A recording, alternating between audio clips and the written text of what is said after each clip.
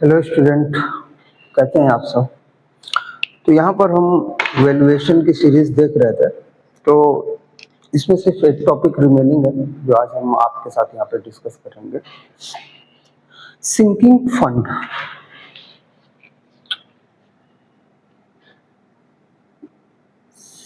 Sinking fund, इसी को हम लोग बोलते हैं शोधन निधि। शोधन निधि बेसिकली शोधन निधि क्या होती है, एक स्टोरी के बेसिस पे समझते हैं। हमने एक कॉलेज बनाया और वो कॉलेज 50 सालों के लिए यूजफुल था। मतलब उसे हम सिर्फ 50 साल तक यूज कर सकते थे। इसके बाद उसको हमको तोड़ करके वापस से अपना नया स्ट्रक्चर बनाना पड़ेगा, क्योंकि टाइम के साथ स्ट्रक्चर क्या हो जाता है, कमजोर हो जाता है। तो अब से जब 50 साल बाद हम लोग कॉलेज बनवाएंगे तो हमारे पास क्या होना चाहिए, उस कॉलेज को बनाने के लिए पैसा होना चाहिए। तो इन 50 सालों में जो हम कॉलेज से पैसा अर्न करेंगे, जो पैसा हम कमाएंगे, तो हम ईयरली वार्षिक कुछ अमाउंट कॉलेज के 50 साल बाद पुनः नए निर्माण के लिए क्या करते जाएंगे, इकट्ठा करते जाएंगे। तो इस एनुअल इंस्टॉलमेंट को ही हम लोग क्या बोलते हैं, सिंकिंग फंड बोलते हैं। अगर हमें वापस से अपना कॉलेज आज से 50 साल बनाने की जरूरत है अगर, तो हम क्या करेंगे, सालाना अपना रुपया इकट्ठा करते जाएंगे। मान लीजिए आपने एक कॉलेज बनवाया जो 10 लाख रुपए में बना, 10 लाख रुपए में बना, और आज से 20 साल बाद, आज से 20 साल बाद जब वापस से आपको अपना कॉलेज बनवाना पड़ेगा, तो अगर कुछ महंगाई भी बढ़ेगी, कुछ मटेरियल भी महंगा हो जाएगा, लेबर चार्जेस भी महंगा हो जाएगा, तब तो 10 लाख में नहीं बनेगा। तब मान के चलिए कि इस कॉलेज को बनवाने में हमको 12 लाख की जरूरत है।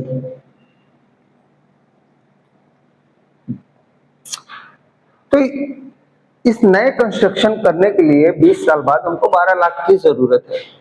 तो हम क्या करेंगे कि इन 20 सालों में प्रति ईयर कुछ रुपए क्या करते जाएंगे, इकट्ठा करते जाएंगे। मान लीजिए कि हमने एक साल में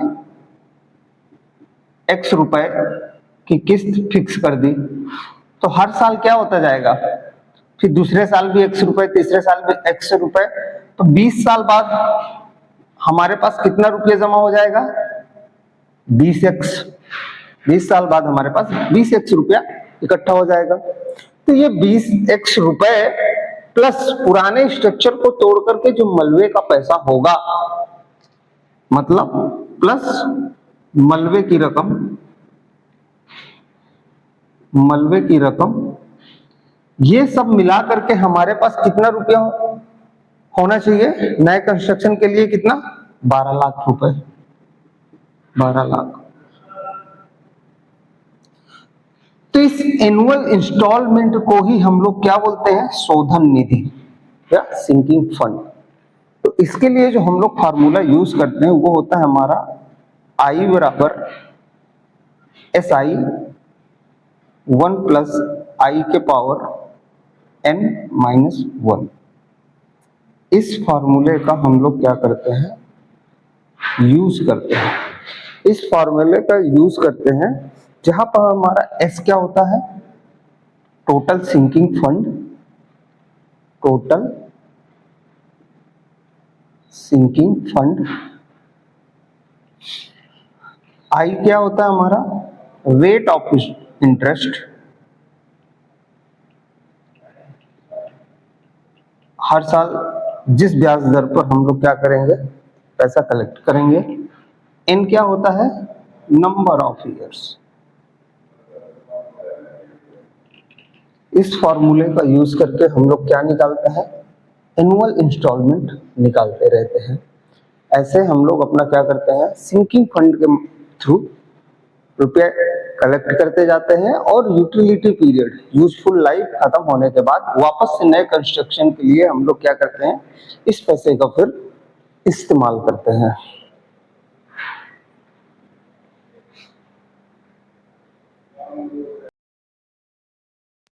बनवाने की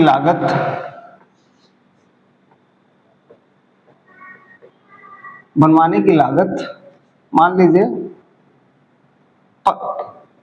15,000 रुपए थी।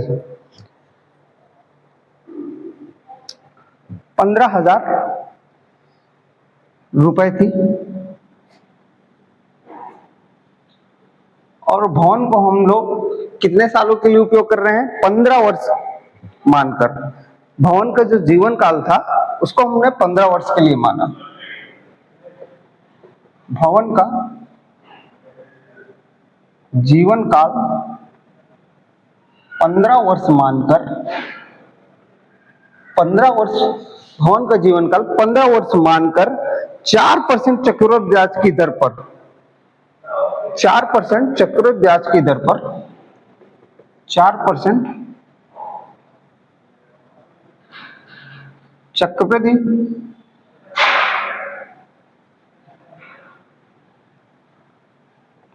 ब्याज की दर से अब हमको क्या करना है, धन एकत्रित करना है। 4% चक्रवृद्धि ब्याज की दर पर कुल लागत के बराबर, इस लागत के बराबर धनराशि एकत्रित करने के लिए चक्रवृद्धि ब्याज की दर से कुल लागत के बराबर, कुल लागत के बराबर धनराशि एकत्रित करने के लिए, इस धनराशि को एकत्रित करने के लिए शोधन निधि की वार्षिक किस्त हमें ज्ञात करना है। शोधन निधि की वार्षिक किस्त ज्ञात करें। एक्चुअली हमको क्या निकालना है, ये इंस्टॉलमेंट हमको फाइंड करना है। तो देखिए यहां पर हमको टोटल सिंकिंग फंड कितना दिया हुआ है जो हमको बनवाने के लिए जरूरत है, इसको मान लीजिए, ठीक है, 2500 रुपए, 25,000 रुपए, ठीक है। और जो हमारा रेट ऑफ इंटरेस्ट है वो कितना है, 4% है। जो हमारा रेट ऑफ इंटरेस्ट है वो कितना है, 4%। इसको हम लोग क्या लिख सकते हैं, 4/100 या 0.04। और कितने सालों के लिए, नंबर ऑफ इयर्स एंड 15 वर्ष।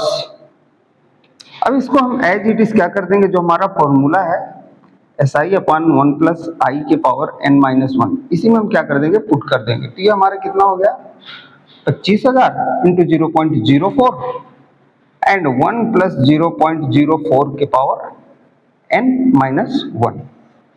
देन जब इसको आप सॉल्व करेंगे तो ये दशमलव हटाएंगे, 2 0 निकल जाएंगे और 25 का 4 में मल्टीप्लाई करेंगे तो आप आ जाएगा 100 दिस, और ये हो जाएगा 1.04 के पावर 4-1। जब आप इसको पूरा सॉल्व करेंगे तो आपका आएगा 1248 रुपए। कितना आएगा, 1248 रुपए।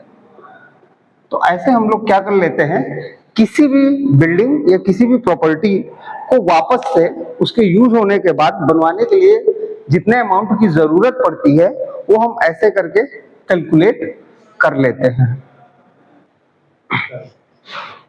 अब एक और टॉपिक डिस्कस करेंगे जिसको हम लोग बोलते हैं मूल्यह्रास।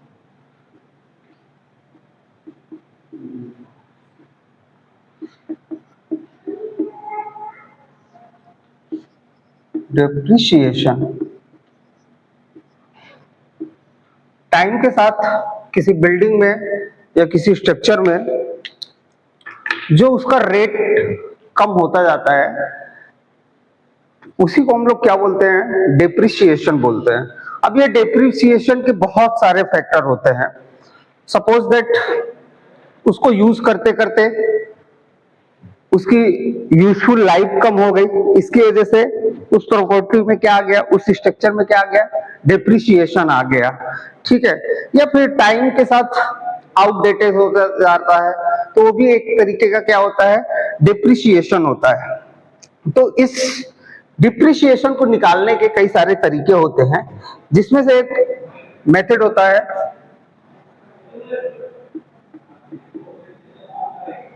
सीधी रेखा विधि।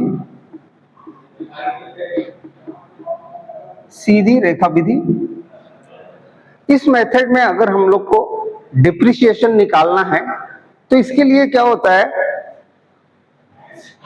जो हम डायरेक्ट फार्मूला होता है डिप्रिसिएशन डी बराबर सी माइनस एस। सी माइनस एस का मतलब क्या होता है, कुल लागत, मतलब जो उस स्ट्रक्चर को, जो उस प्रॉपर्टी को, जो उस बिल्डिंग को बनाने के लिए जो कुल लागत थी, उसमें से उपयोग होने के बाद जो मलबे का मूल्य निकला, मलबे का मूल्य डिवाइडेड बाय वो बिल्डिंग कितने सालों तक यूज हुई, मतलब जीवन काल। इससे हम लोग क्या निकालते हैं कि कितना उस बिल्डिंग में क्या हुआ, पर ईयर डिप्रिसिएशन हुआ। मतलब एक बिल्डिंग जब आज की डेट में बनाया तो उसकी कीमत थी 2 लाख रुपए, तो 1 साल बाद उसकी कीमत कितनी रह जाएगी, वो हम कैसे निकालेंगे, डिप्रिसिएशन निकाल करके। मतलब अभी हमने बनाया, अभी उसकी कीमत 2 लाख रुपए है, और आज से 20 साल बाद उसकी कीमत 20,000 रुपए रह गई। तो इन 20 सालों में हर साल में कितने की कमी आई, वो हम कैसे निकालते हैं, सीधी रेखा विधि से, इस फार्मूले द्वारा निकालते हैं। इसी को हम लोग बोलते हैं C minus S upon N. ये होता है हमारा क्या, सीधी रेखा विधि बोलते हैं इसको।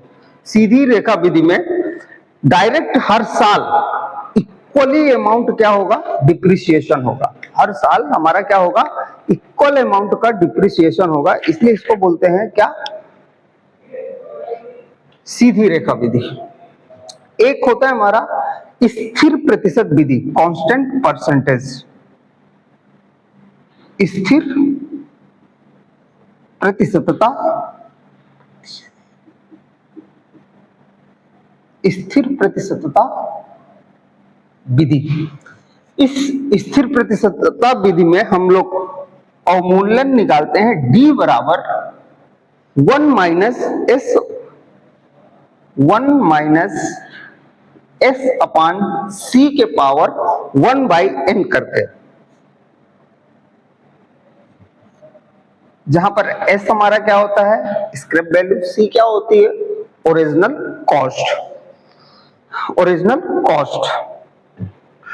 इस मेथड से हम लोग क्या निकालते हैं, कांस्टेंट परसेंटेज मेथड से, इस फार्मूले के द्वारा हम लोग क्या निकालते हैं, पर ईयर कितना उस स्ट्रक्चर में या उस बिल्डिंग में कितना डिप्रिसिएशन हुआ। इसके अलावा 2 और मेथड हम लोग यूज करते हैं। एक होता है हमारा सिंकिंग फंड मेथड,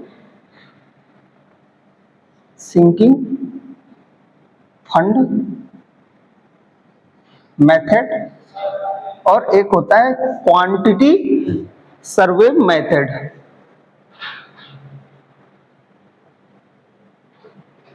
क्वांटिटी सर्वे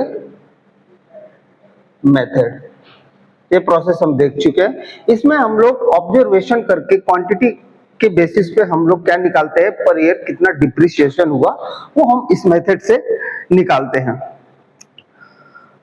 अब किसी भी मकान की अगर हमको क्या करना है, मूल्यांकन करना है, तो किसी भी भवन के अगर हमको मूल्यांकन करना है तो उसके लिए बहुत सारे ऑप्शंस होते हैं भवन के मूल्यांकन करने के लिए। सपोज हम लोग किस किस चीज का यूज कर सकते हैं, किस भवन के मूल्यांकन के लिए हम लोग किराए के आधार पर भी मूल्यांकन कर सकते हैं। किराए के आधार पर मूल्यांकन कैसे कर सकते हैं, कोई हाई रेंट की बिल्डिंग होगी, कोई लो रेंट की बिल्डिंग होगी।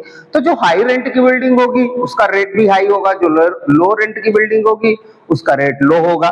तो उस हिसाब से भी हम लोग क्या कर सकते हैं, पहला कि किराए के आधार पर हम लोग भवन का मूल्यांकन कर सकते हैं। दूसरा, कैपिटलाइज वैल्यू से डायरेक्ट कंपैरिजन करके, कैपिटलाइज वैल्यू से डायरेक्ट कंपैरिजन करके मींस कोई बिल्डिंग किस कॉस्ट पर बनी थी उसके बेसिस पे हम लोग तुलना कर सकते। सपोज दैट हमारे पास दो बिल्डिंग्स है, एक को बनाने में 50 लाख की कीमत लगी है, एक को बनाने में 25 लाख की लगी है। तो उस बेसिस पर भी हम लोग क्या कर सकते हैं, मूल्यांकन कर सकते हैं कि 50 लाख वाली बिल्डिंग का कितना रेट होगा, 25 लाख वाली बिल्डिंग का कितना रेट होगा। एंड थर्ड, लाभ के आधार पर भी हम लोग मूल्यांकन कर सकते हैं, मतलब किसी बिल्डिंग से हम लोग को कितना लाभ मिल सकता है, तो जिस बिल्डिंग से जितना लाभ हमको मिलेगा उसका रेट ज्यादा होगा, जिससे कम लाभ मिलेगा उसका रेट कम होगा। और चौथा, लागत के आधार पर हम मूल्यांकन कर सकते हैं। अगर किसी बिल्डिंग को बनाने में ज्यादा लागत आई है और किसी बिल्डिंग को बनाने में कम लागत आई है, तो जिस बिल्डिंग को बनाने में ज्यादा लागत आई है उसका जब मूल्यांकन करेंगे तो उसका रेट ज्यादा रहेगा, और जिसको बनाने में कम लागत आई है उसका रेट क्या रहेगा, कम रहेगा। तो इन सब तरीके से हम लोग क्या कर सकते हैं, किसी भी भवन को मूल्यांकन कर सकते हैं। नेक्स्ट लेक्चर में हम कोई और टॉपिक डिस्कस करेंगे, आप सजेस्ट कर सकते हैं। अगर आपको किसी भी टॉपिक में अगर आपको डाउट है तो आप सजेस्ट कर सकते हैं। Thank you.